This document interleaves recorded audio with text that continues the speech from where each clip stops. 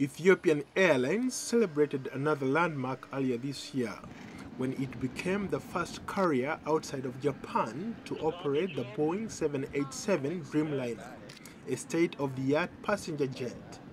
The introduction of the 787 to African skies could transform the way passengers use air travel across the continent. The government-owned carrier has become one of Africa's success stories. It's known for its efficiency and operational success, and it also commands a lion's share of the regional network, including daily flights across the continent. Kanyo Asfo, Ethiopian Airlines Regional Director for the US and Canada, attributes their success to the quality of training, time and money spent on employees. The most important asset for us is employees. We have a very highly skilled and dedicated staff. Those are the main reason that we are successful. To meet the growing volume of air travel, Ethiopian Airlines added 10 new planes to its fleet. The additional passenger jets were financed with a $1 billion loan from the Export-Import Bank of the United States. Ethiopian Airlines is also tendering for an additional 15 single-aisle jets to solidify its African presence.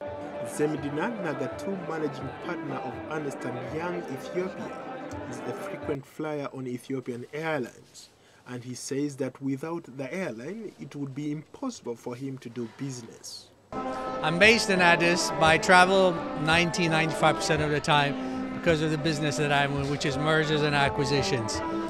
If it wasn't for Ethiopian Airlines, I wouldn't be able to do my business. Every day I get up and I say, if I have to fly to country X in Europe or China or the United States, now in Canada, I don't have to think twice about how am I going to get there. Analysts say that Ethiopian Airlines generally has a good safety record. It's well managed and has consistently exceeded the profit targets set out in its strategy plans. But some critics say the company is unusual among state-owned African airlines because it's able to raise its own debt and finance its own expansion without government cash. Mr. Negatu notes that Ethiopian Airlines continues to be profitable because of sound principles. From the beginning, when people ask me, how is it that a fully state-owned airline can be so profitable consistently, could be run so well consistently? Simple answer: corporate governance. Corporate governance, one. Commitment of the employees, two. What do we mean corporate governance? Even though it's state-owned, it's run like a business. Despite the success, many of the airline's passengers are unhappy with the airline's customer service and baggage handling. Kanyo Asfo admits that they have had some problems with lost luggage, but he says the airline has been working around the clock to rectify the problem.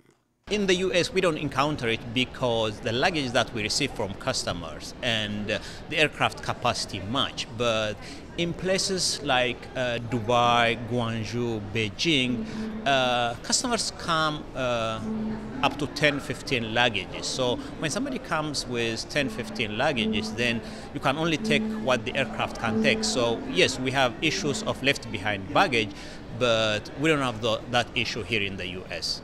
With the addition of the new 787 Dreamliner to its fleet, Ethiopian Airlines, a state-owned carrier, will be stiff competition for other African air carriers, including South African Airlines and Kenya Airways. Paul Ndiho reporting for the Village Voice.